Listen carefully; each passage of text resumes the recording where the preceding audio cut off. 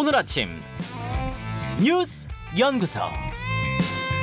오늘 아침 뉴스의 맥을 짚어드리는 시간 뉴스연구소. 오늘도 두 분의 연구위원 함께합니다. 뉴스톱 김준일 수석 에디터, 경향신문 박순봉 기자, 어서 오십시오. 안녕하세요. 예, 첫 뉴스 한일 정상회담으로 가야죠. 네, 큰 그림은 어제 윤 대통령하고 기시다 일본 총리 회담이 있었잖아요. 예. 이 큰 그림은 일본 강제동원 배상 문제, 요거는 덮고 그 다음에 양국이 좀 미래로 가자, 안보 경제 분야에서 관계를 회복하자, 이런 내용으로 보실 수가 있고요. 예. 회담 내용, 이제 합의 내용을 좀 간단하게 전해드리면 크게 세 가지가 있어요. 첫 번째는 정상 간의 셔틀 외교를 재개하기로 했습니다. 예. 그러니까 셔틀이라는 게 왔다 갔다 하는 거잖아요. 그렇죠. 이번에 윤 대통령이 갔으니까 다음에는 기시다 총리가 한국으로 와가지고 정상회담을 하는 방식으로 이렇게 오가면서 계속 지속적으로 하겠다라는 거고요. 지금 일본 언론에서는 5월 달에 기시다 총리가 한국에 올 수 있다 이런 보도가 있긴 했는데 이 기시다 총리는 일정은 확정적으로 얘기는 안 했습니다. 네. 적절한 시기 검토하겠다 이렇게만 얘기를 했고요. 그리고 두 번째는 일본이 우리나라에 대해서 수출 규제한 품목 3개가 있어요. 반도체에 들어가는 거 핵심 부품 3개인데요. 이거 수출 규제 4년 만에 해제를 했습니다. 그러니까 예전에 이것도 다 강제동원 배상 판결에 이어서 벌어졌던 일인데 그렇죠. 그때 한국에는 안 팔겠다라고 하면서 2019년 7월부터 수출 규제를 한 상태였거든요. 네네. 이거 해제하기로 했고요. 우리는 여기에 화답해가지고 일본 원래 이런 조치는 세계 이게 잘못된 거다. 세계 무역기구에 제소했었는데 이거는 철회를 해줬습니다. 네. 그리고 한일 군사정보보호협정 지소미아라고 부르잖아요. 네. 이것도 완전 정상화하기로 했는데 이거는 이제 한일 간의 군사 기밀 공유하는 거거든요. 그렇죠. 근데 북한 문제가 있다 보니까 원래 가동은 되고 있었는데 좀 어정쩡한 상태다 이렇게 우리 정부에서 표현을 했었거든요. 이걸 완전 정상화했다 이렇게 윤석열 대통령이 어제 얘기를 했습니다. 네. 그리고 이외에도 화이트리스트 이제 백색 국가제인데 서로 수출할 때 절차 간소화해 주는 건데 이건 확정은 안 됐고 원상 회복되도록 노력하겠다, 추진하겠다 이런 정도의 입장이고요. 그러니까 수출 우대 국가를 이제 화이트리스트라고 하는데. 맞아요. 서로 간에 우대를 해주는 거죠. 예. 절차 간소화해 주는 거고 그 다음에 양국 교류를 증대하기로 했습니다. 뭐 예를 들자면 경제안보 협의체 같은 거 출범시키기로 했어요. 이제 역시 좀 주목이 되는 거는 일본 강제동원 배상 문제에 대해서 어떤 호응이 있지 않을까. 그러니까 우리가 많이 내놨잖아요. 그렇죠. 한보따리 풀어놨는데 거기에 대해서는 어떤 호응을 할 것인가. 이걸 좀 기대를 했는데 결과적으로는 어제까지는 일단 호응이 없었습니다. 이제 기시다 총리의 표현을 좀 전해드리면은 1998년에 있었던 김대중 오부치 선언, 이거 한일 간에 가장 잘 됐던 선언으로 평가가 되잖아요. 네. 이거 언급하면서 이거 포함해서 역대 내각의 입장을 전체적으로 계승하고 있다 이렇게 얘기를 했거든요. 그러니까 뭐 일본의 기업들, 피해를 주 가해 기업들이 우리 재단에 출연을 한다든지 여기까지 가는 것도 기대는 했습니다만 쉽진 않을 것 같다. 그렇게 안 할 것 같다고 생각하면서도 최소한 말로 사과는 하겠지. 사죄, 반성, 사과 이런 표현이 들어가지 않겠는가 국민들이 기대를 했었는데 어제 입장문 발표한 거에 들어간 한 문장은 이거였죠. 일본 정부는 1998년 10월에 발표한 한일 공동선언을 포함해 역사 인식에 관한 역대 내각의 입장을 전체적으로 계승하고 있다는 점을 확인했다. 맞습니다. 딱 요 한 줄이죠. 매우 간접적으로 그런 입장을 좀 표명한 거다 이렇게 해석을 할 수가 있고요. 예. 그리고 방금 언급해 주셨던 예를 들어 지금 대위 변제 방식으로 배상이 진행되잖아요. 여기 재단에 일본 기업들이 참여할지 이런 것도 당연히 안 들어가 있고요. 그리고 지금 우리 정경련하고 일본의 정경련격인 게이단렌이 있는데 여기서 미래기금을 창설하기로 했는데 여기에 피고 기업들 역시 포함이 되는지 안 되는지 알 수가 없는 그런 상태입니다. 근데 이 미래 파트너십 기금 뭐 미래 재단 이렇게 불리는 요거는 그러니까 한일 청년들한테 뭔가 자금, 뭐 유학 자금이란지 이런 거 준다 그런 거예요? 맞습니다. 취지는 그렇고요. 이제 그 배상금 자체는 이제 재단에서 주는 거죠. 아, 배상하고는 상관없는 부분인 거죠. 맞습니다. 요거는. 근데 이제 여기에라도 이 피고 기업들이 좀 돈을 내지 않겠느냐 명시적으로 이런 네. 기대도 있었는데 그것도 없었다라는 거예요. 그래요. 이제 국내 상황은 뭐 여러 가지 반발이 나오고 있는 상태인데 이제 대표적으로 강제동원 피해자 대리인단이 어제 추가 소송을 냈거든요. 네.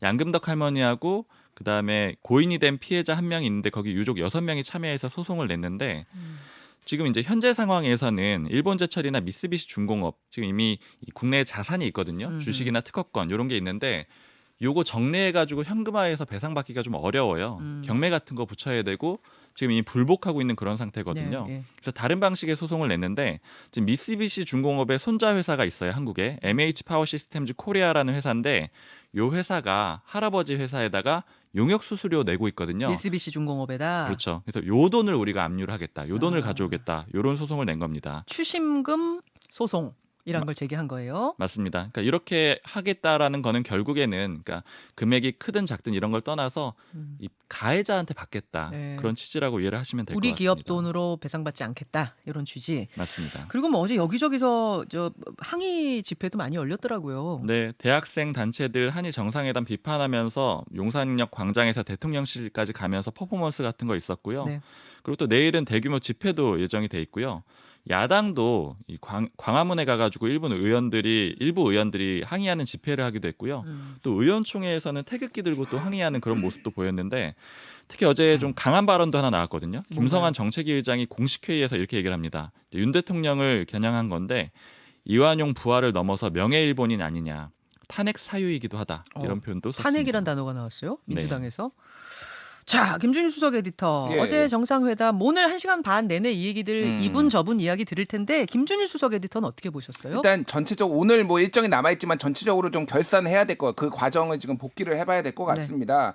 이제 첫 번째 이 전체 한일 정상회담에서 눈에 띄었던 것을 키워드로 얘기를 하자면은 한국은 결단을 했고 일본은 협상을 했다. 그게 무슨 얘기입니까? 예, 이런 얘기를 해야 될 것 같아요. 무슨 얘기냐면은 윤석열 대통령이 계속 미래 세대를 위해서 결단을 했다. 대승적 결단, 대국적 결단, 뭐 네. 이런 결단이라는 얘기가 계속 나왔어요. 예. 이게 뭐냐면은 디테일에 하나하나 신경 쓰는 게 아니라 지금 한국과 일본이 과거사 문제로 무한 루프로 계속 사과했다가 뒤집었다가 이게 한국에서도 그랬고 일본에서도 그랬고 이를테면 아베가 그 무라야마 다마를 뒤집었듯이 한국에서도 문재인 정부에서 박근혜 정부의 화해치유재단 뒤집었고 뭐 이런 것들이 반복되는데 이거를 끊어내야 되겠다라는 고르디우스의 매듭을 끊겠다라는 거예요. 그러니까 구체적인 사소한 디테일에는 연연하지 얽매이지 않고. 않겠다. 그리고 또 하나는 한국의 국력이 이제는 일본하고 대등하기 때문에 옛날에는 우리가 이게 굽히고 들어가는 거지만은 지금은 이제는 가해자를 용서하는 것이고 그리고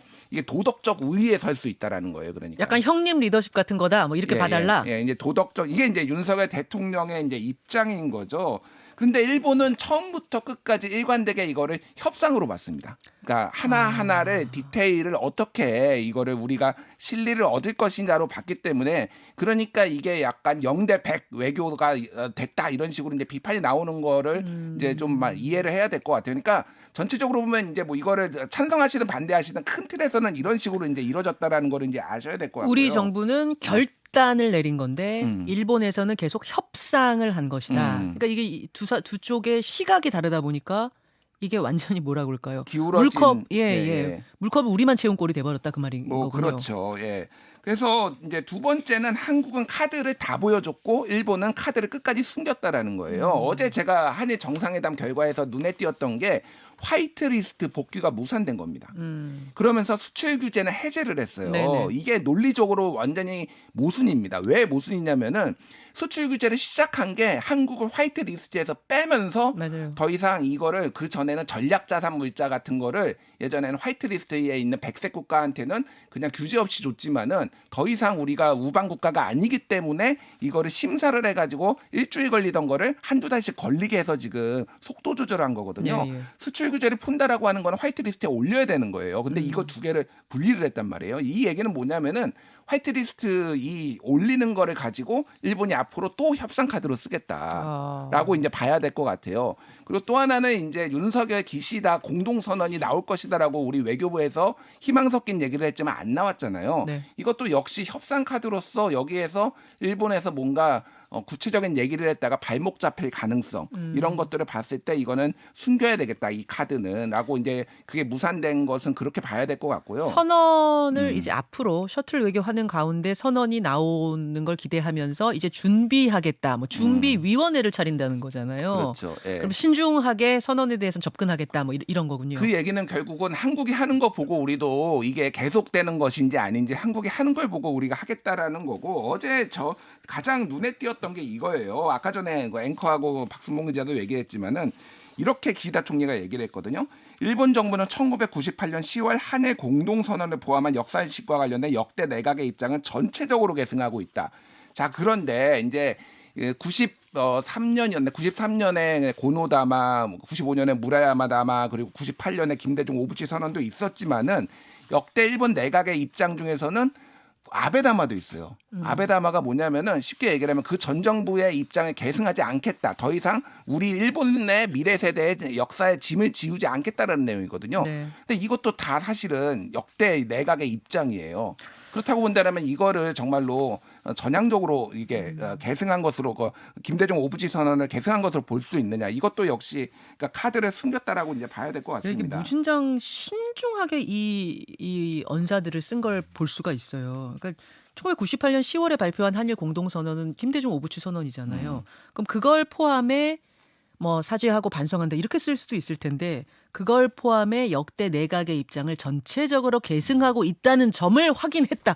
몇 번을 돌려가면서 신중에 신중을 네, 기한. 다르게 해석할 여지도 있죠. 전체적으로 계승한다라고 했으니까 다른 입장을 가진 내각도 있잖아요. 그렇죠. 그러니까 빠져나갈 구멍도 있는 거예요. 그게 이제 아베 얘기인 거죠. 예. 알겠습니다. 조금만 더 예. 이제 말씀을 드리면은 이게 굉장히 중요한 문제인데 요미우리 신문하고 인터뷰에서 윤석열 대통령이 군사 정보를 실시간으로 일본과 공유하겠다라고 얘기를 했어요. 예. 이게 어제 이제 지소미아 이제 전면 재개. 재개에 음. 이거를 훨씬 뛰어넘는 거거든요. 아, 그렇습니까? 무슨 얘기냐면은 그러니까 이게 2014년에 이제 피사라고 있어요. 한미일 정보 공유 협정. 이게 약정인데 이게 뭐냐면은 한국하고 일본은 군사 동맹이 아니잖아요. 그렇기 때문에 미사일을 쐈는데 일본이 너무 이거를 알고 싶은 거예요. 그래서 네. 한국이 미국한테 주면은 미국이 일본한테 주는 게 한미일 2014년에 한미일 군사 정보 공유 약정이었고 2016년에 지소미아는 이제 뭐냐면 한국이 직접 일본에 주는 거예요. 그런데 이게 실시간으로 주는 게 아니라 시차를 뒀어요. 왜냐하면 한국도 로 데이터가 있을 거 아니에요. 그러면 네. 이거를 다 분석을 해가지고 이렇게 보니까 얘네가 몇 시에 어떤 각도로 이렇게 미사일을 쐈다라고 해서 오전에 쏘면 오후에 주는 방식이었어요. 그런데 윤석열 대통령이 요미우리 신문 인터뷰에서 실시간으로 주겠다라고 하는 거는 한국의 어떤 군사 정보를 로 데이터죠. 그대로 날 것을 거의 실시간으로 주겠다라는 거거든요. 근데 이게. 그건 일본의 날 것도 우리가 같이 받는 거 아니에요? 일본 위성도 북한을 우리보다 더 많은 위성으로 좀 들여다보고 있는 거 아닌가요? 그러니까 그거에 명시적이지 않은 거죠. 그러니까 일본도 주겠다라고 하는 거는 명시적이지 주고받고가 않은 거. 명시적이지 않다. 근데 이제 중요한 이건 외교의 좀 분수령 같은 건데 아까 방금도 말씀드렸지만 한국과 일본은 군사 동맹인 적이 한 번도 없습니다. 그래서 항상 미국을 껴가지고 한미일이 그렇죠. 움직였거든요. 근데 예. 이거는 군사 동맹을 맺겠다라는 거나 마찬가지예요. 그러면 이 정도면은 이제 국민적 합의가 있어야 되는데 이 부분에 또 있어서 일방적이다. 이게 굉장히 앞으로 굉장히 큰 논란이 좀 될 수밖에 없다. 자, 아까 큰 그림을 한 문장으로 정리해 주셨잖아요. 우리는 자꾸 대승적 결단이라고 하는데 저쪽은 계속 협상을 하고 있는 이게 지금 발걸음이 맞춰지지 않는 상황에서 계속 이게 일방적으로 우리가 주는 듯한 왜 우리만 주는가 이런 느낌을 국민들이 받을 수밖에 없다는 말씀이신데요. 박순봉 기자. 네. 여권 국민의힘 쪽 입장을 좀 취재해 보셨습니까? 네. 이게 이제 반발 여론이 크다라는 건 알고 있는데 이제 여권 관계자 표현은 앞으로 좋아질 이슈라는 거예요. 왜냐하면 지금 현재 반발 기류가 강하지만 이 친일 프레임 자체의 피로감을 느끼는 국민들도 많고 그리고 어쨌든 앞으로 나아간다라는 그런 미래를 향한다 이런 명분이 있다라는 겁니다. 그리고 무엇보다 좀 기대를 하고 있는 거는 이제 구체적으로 경제적 효과 같은 게 향후에 나오게 되면은 이게 민생 문제로 전환이 되면서 여론이 좋아질 수 있다 이런 기대들도 하고 있고요. 국민의힘에서 들은 얘기는 네. 이제 좀 지도부 쪽이었는데. 민주당에서 삼존도의 굴욕이나 이완용 이런 표현들을 쓰는데 네. 이게 요즘 세대에게 먹히겠느냐. 그러니까 오히려 필요해할 거다. 이런 얘기들도 하고 있습니다. 그래요. 예. 자, 이 이야기는 오늘 말말말에서 여야 의견 다 들을 거고요. 토론회 시간 있을 거고요. 또 일본 전문가죠. 호사카 유지 교수와 인터뷰도 있으니까 더 좀 해보기로 하고 일단 다음 이슈로 넘어갑니다. 네. 발표 열흘 만에 60시간 이상 무리. 예, 최대 주 69시간 노동제를 추진하기로 했다가 여기에 대통령이 제동을 걸었어요. 네. 지금 지난 3일 동안의 과정을 좀 보면은요. 지난 14일 화요일입니다. 그때 보완 검토를 지시했고 그저께 15일에 여론을 듣겠다. 여론 수렴하겠다라고 했고 네. 그리고 어제 윤 대통령의 표현이 나온 겁니다. 60시간 이상은 무리다. 안상훈 사회수석이 이렇게 얘기를 했는데 이제 결국 이 얘기는 60시간 이상은 근무하지 않도록 방향을 잡아가지고 다시 짜겠다 이렇게 해석을 할 수가 있고요. 대통령이 60시간이라는 가이드라인을 내린 거네요. 그렇죠. 그거 맞춰가지고 전체적으로 틀이 다시 한번 짜이게 될 겁니다. 근데 다만 이제 취지 자체를 포기하진 않을 거예요. 이제 월 단위나 분기 단위, 연 단위 이렇게 관리를 해가지고 조금 더 일할 수 있게 하고 좀 집중적으로 쉬게 하겠다. 이런 취지는 그대로 유지할 걸로 보입니다. 자, 김준일 에디터. 네, 그러니까 짧게 대통령 입장 변화에 어떤 배경이 있었던 거예요? 그러니까 2030 지지율이 너무 떨어졌다. 이게 원인 중에 하나, 69시간제 최대 노동이 이제 원인 중에 하나라는 거고, 실제 여론조사를 보면은 예. 이게 미래 세대를 위한 거다, MZ 세대를 위한 거라고 했는데, 어제 이제 MBS 전국 지표조사가 발표됐거든요. 13일에서 15일까지 성인 남녀 이제 1,005명을 대상으로 했는데. 최대 주 69시간까지 근로하는 거를 찬성이 40, 반대가 54예요. 근데 디테일을 들여다보면은 20대는 찬성 30, 반대 65, 30대 찬성 29, 반대 67, 40대 찬성 30, 반대 68.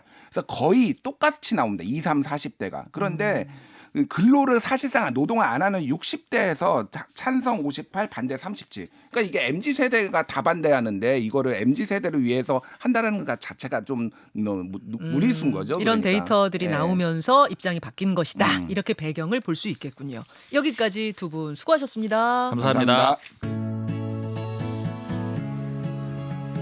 김현정의 뉴스쇼는 시청자 여러분의 참여를 기다립니다. 구독과 좋아요, 댓글 잊지 않으셨죠? 알림 설정을 해두시면 평일 아침 7시 20분 실시간 라이브도 참여하실 수 있습니다.